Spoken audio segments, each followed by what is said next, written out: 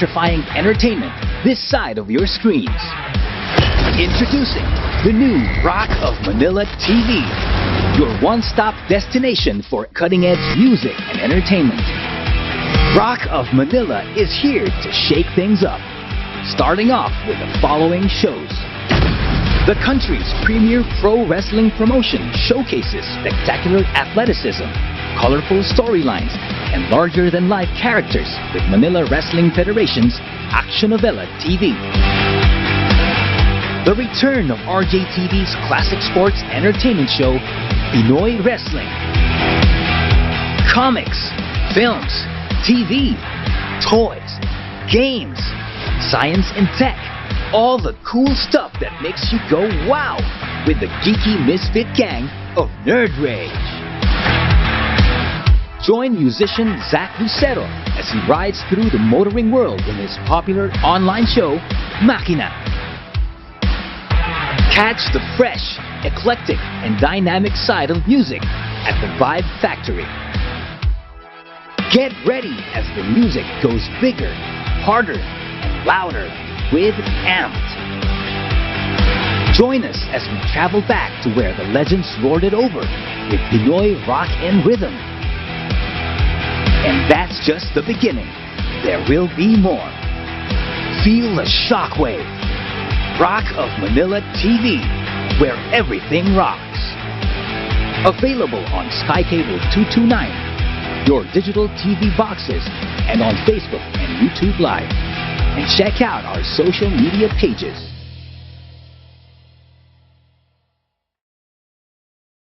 Hello everyone and welcome to another edition of Makina Moto Features. In this episode, we go electric. This, folks, is CF Moto's Ziho AE8 electric scooter.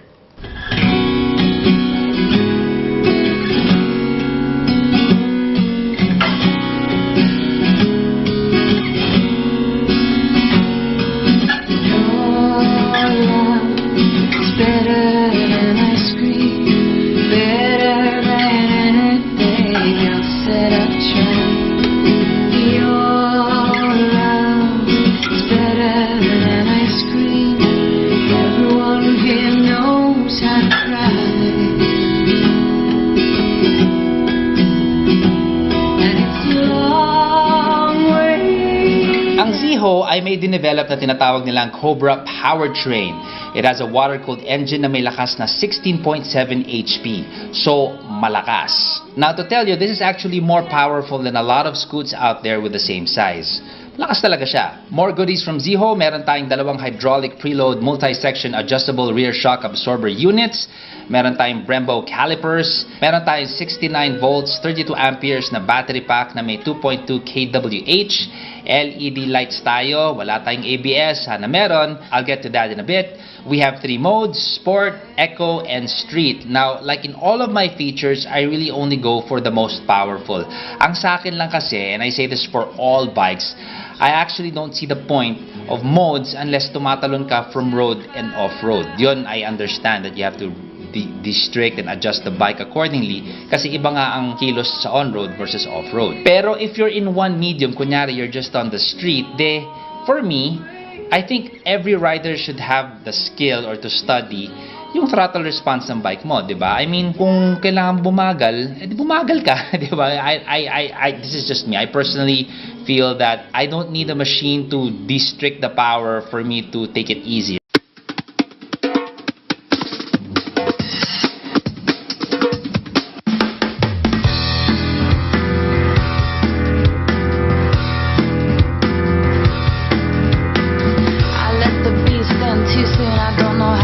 Speaking of throttle response, ito na yung pinaka-favorite ko na character dito sa scoot na ito. And I'm talking about the acceleration. Beat it talaga considering I'm a big guy. I'm 6 feet, 170 pounds. Yet, in this small scoot, meron siyang gantong klaseng acceleration na medyo naka-scooter ba ako? Ganun ang pakiramdam. Baby, run free yourself on me fast as you can.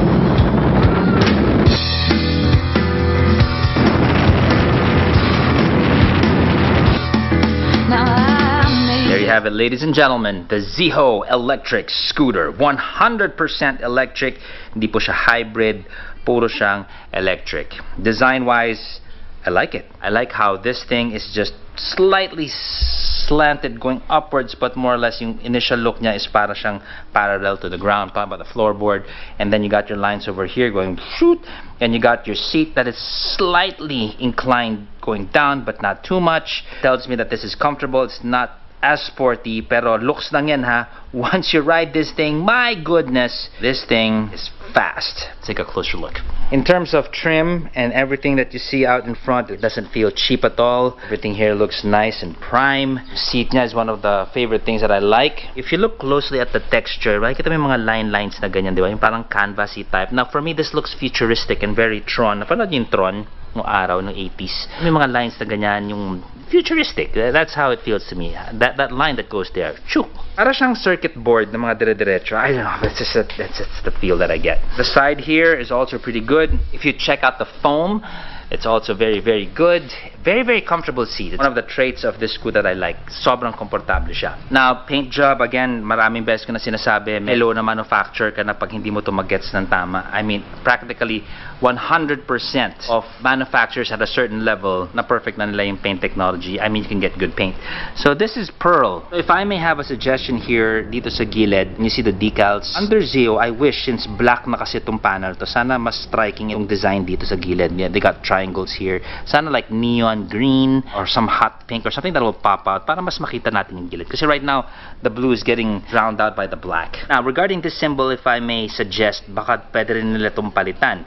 Why? Because this symbol, at least dito sa Pinas, is associated with a fraternity called Tau Gamma Phi or Triskelion, right? So, when po yung nakasakay dyan, oy, blood ka.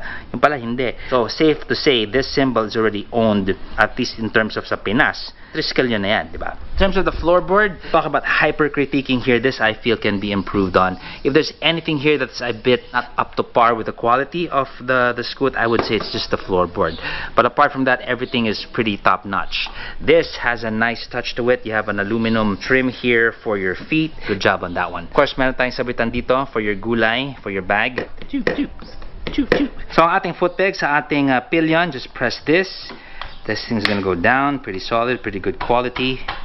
To put it back into place, just click it into place. And then touch din tong swing arm natin dito.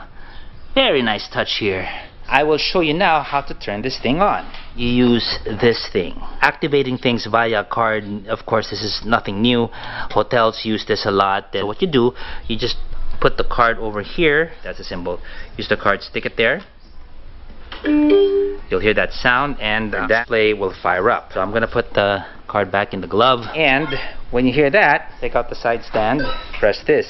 Once I press that, it says ready, and basically ready means you're ready. So if I twist it, I can't hear anything. It's so quiet. There's nothing going on here. When you twist this, then you're gonna start to move forward. And the response is just quick, napaka-instant. There's no combustion going on. It's literally turn it on, current comes in. See? Very instant. So, kung paano yung LCD ay nasa likod ng panel, it just looks very classy. Of course, hindi pa tayo nasa TFT display level. But what I'm saying is, kung paano nila na-utilize yung mga materials in relation to display and the black and the plastic, it has this shiny black sheen to it. Napaka-elegante ng dating niya. So, ang controls po natin, gonna be on the left, like some big bikes. Just press adjust and set. And you also have modes here. So right now I've been riding this purely on sport mode. If I hit the sport switch, you got streets, and then you got eco. Eco yung pinakatipid.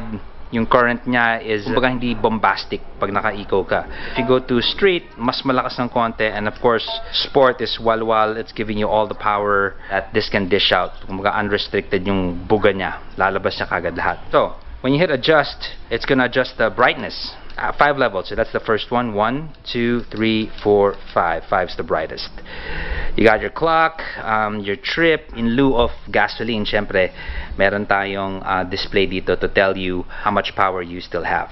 Okay? Well, as soon as you hit the side stand down, that will be disabled and you cannot ride it anymore. If you put it up, it's not gonna start right away. You gotta turn it on again and wait for ready to come out. So even if this thing is on, hindi siya andar. Now let's take a look at our light.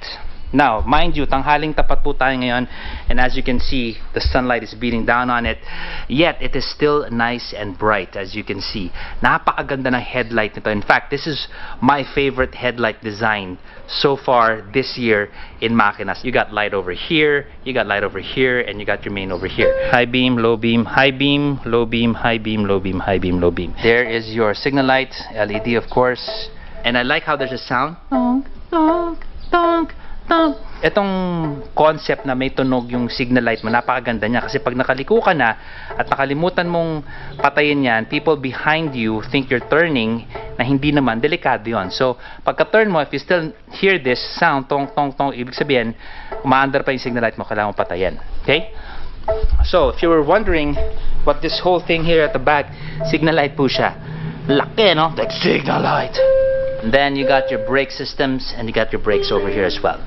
So as you heard, after a while, nag-auto patay din siya. I mean, I wasn't running, but on its own, namatay naman yung signal light niya, diba? So in terms of ang ating brakes, there you go. Rear brakes. Brakes natin sa harap, meron po tayong disc brake, but it is not ABS for the front, so be careful with that. Sa likod naman natin, it is disc brake as well.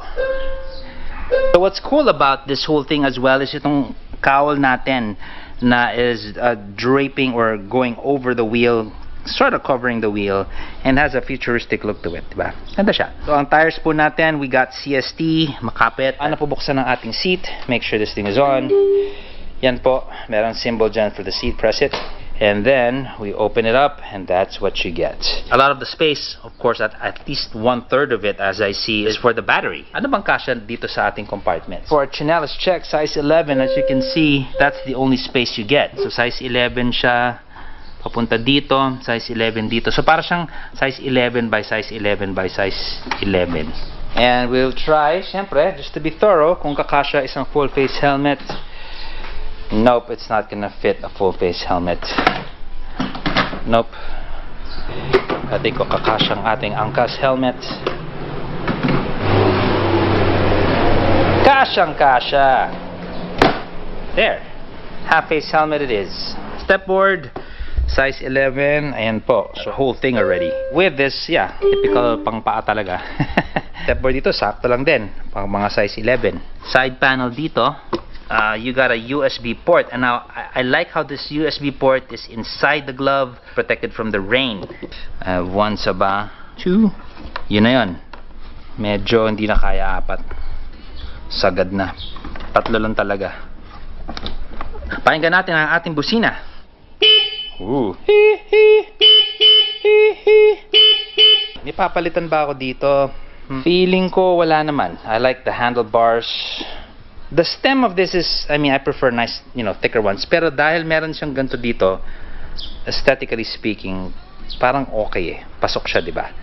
The design is, it just fits the whole bike. I think I'll keep the mirror. Okay siya. How do you charge this? Itong blue part, ito pupunta sa outlet mo. Itong may orange band dito, obvious naman eh, di ba? Kukonek mo dito. Just open that thing up and check this out. Look at how this thing opens. Classy. Slow-mo action. And then you take this out and then you put this here. So just a little bit of a heads up here. Obviously this is an electric scooter. I haven't talked to the manufacturer yet and asked them about the whole issue. Paano pag may baha or lusob nyo ba to? Obviously nakita nyo saksakan nandito pa lang. This is obviously not waterproof. I know there's a rubber protector here to keep dust out and moisture perhaps, pero when you're talking about submerged na, obvious bang papasukan niya ng tubig. And common sense, electric scooter to, you don't want water to get that high and, you know, risk damaging the bike, diba? But I think kung mababa lang naman, you talk about small puddles, like really small, you know, mga ganyan lang na tubig, I think it's safe. I wouldn't submerge an electric scooter. Konsumo naman, maraming claims sa internet na ang range ito before charging can do about 190 kilometers daw. And this is in tipid mode. And siguro kung tipong sobrang tipid mode na talaga, and tipong 110 pounds ka, baka pwede. Now, I've been in sport mode the whole time, like what I said. Although, hindi ko pa nasasagad yung baterya, tansya ko, based on dun sa nakonsumo ko, pag uwi ko ng bahay, I feel that I could reach about 80 to maybe 90 kilometers in sport mode. And I'm talking about spirited riding. I'm not really mindful of taking it easy all the time. If I want to accelerate and get out of hairy situations, tansya ko, at least for me, mga 80 to 90 ata maaabot ko. 80 kilometers na yon, I mean, if you're talking about uwi, trabaho, uwi, gimmick, it's more than enough. And then by the time you get home, overnight charge mo lang and you're fine. So let's talk about consumption. Ang konsumo nito is 0.0196 kWh to a kilometer. So kung ang average natin with what we spend per kilowatt hour sa Meralco is 10 pesos 0.30, nasa 20 cents per kilometer tayo, or 20 pesos per 100 kilometers. So, kita nyo na kung gaano katipid, di ba? So, kung i-compare natin to sa degasolina na scooter, yung konsumo niya, let's say, meron tayong scooter na ang fuel tank niya kaya magkarga ng 3 liters. Tapos, yung konsumo niya is, let's say, average 40 kilometers to a liter. Ang isang full tank mo dun sa scooter na yun, makakatakbo ka ng 120 kilometers. So, 3 liters times 65 pesos to a liter, nasa 195 pesos tayo kada full tank, or kada 120 kilometers. Etong Ziho, kung tatakbo ka ng 120 kilometers, ang gagastusin mo ay 25 pesos. Diba? You're comparing 25 pesos versus 195 pesos. Ang layo. Sobrang tipid talaga pag electric. Pero, bago kayo mag-rejoice, here's what we have to take into account. Siyempre, may wear and tear yung baterya. I'm still asking Ziho how much is the battery na replacement. But nevertheless, you have to include that in your computations too. Diba? Hindi lang to basta karga yun lang na ubos mo. Siyempre, there comes a time when you need to change the battery, gastos yun, di ba? Pero here's the thing, kung isipin nyo, ganun din naman pala Zake, ba't pa ako lilipat kung ganun din naman yung gastos ko sa dulo? Ito yung maganda dito. Pag degasolina ka kasi, cash ka eh. You're already paying the full amount. Ito, para ka may utang. You're only paying 20 pesos kada 120 kilometers or kung ano man yung konsumo mo kada full tank, diba? Your kurot lang binibigay mo. That's very good kasi you have extra cash on hand to use for other things, right? Pwede ka magnegosyo, pwede kang may emergency ka, or may naitatabi ka na, may naiipon ka na for something else. There's an opportunity, kumbaga may palag ka para palakihin pa yung pera mo kasi hawak mo pa, hindi mo pa binibigay sa gasolinahan. There comes a time when you have to change batteries, you should be prepared for that already. Pero may palag ka nga, you have time to prepare. So that's the good thing about this whole thing. 3, 2, 1, and... 3, 2, 1. 3, 2,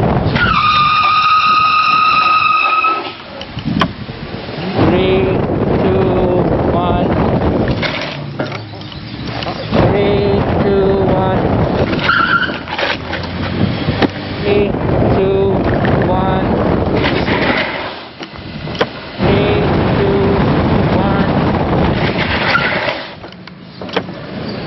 Walang perfectong motor. And dalawa lang naman yung request ko sa Ziho. First, sana lagyan na nila ito ng ABS. I feel if you put more safety features on a bike that is, electric vehicles is new to a lot of people. Siyempre, pag binombahan mo na ng mga safety features yan, mas nakakainganyo lumipat to electric, diba? Also, malakas talaga tong scoot na ito. I mean, for its size, yung power to weight ratio niya, I'd say, I'm leaning a lot more to the power versus the weight. Kayang-kaya talaga ng lakas nito yung scoot niya, yung bigat, plus the rider pa. So, added features. Number 2, I think they can still work on the stability of the bike more. Like what I said, malakas po siya. I think it may be an easy fix.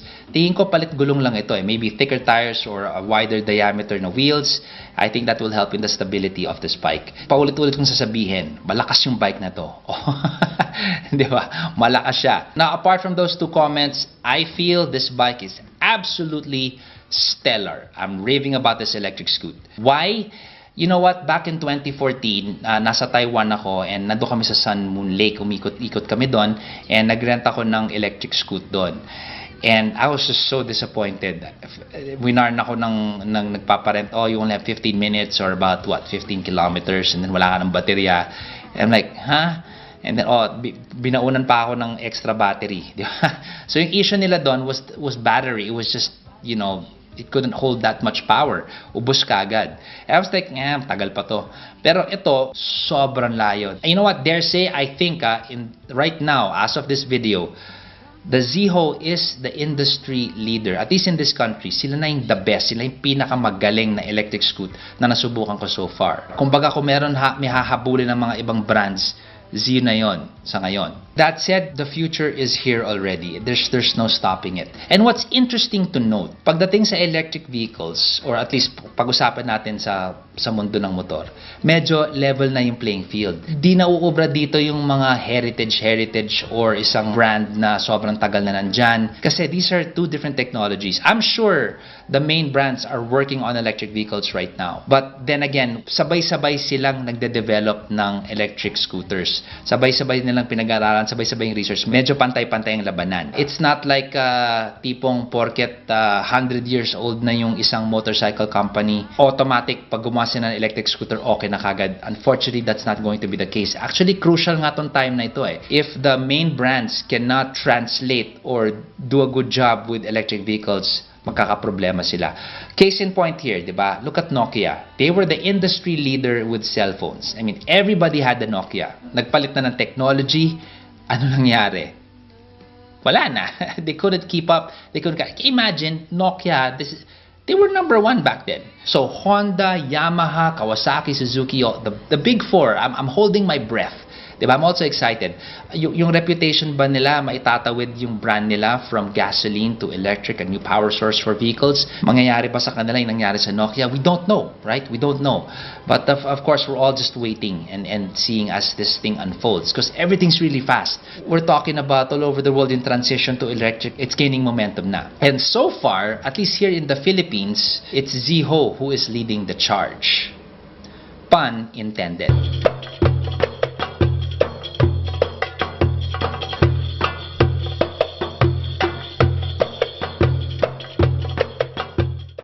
RJ Tone Check. The RJ Acrylic Kalimba. The beautiful sound of the kalimba can effectively alleviate people's mental stress and make you feel more relaxed.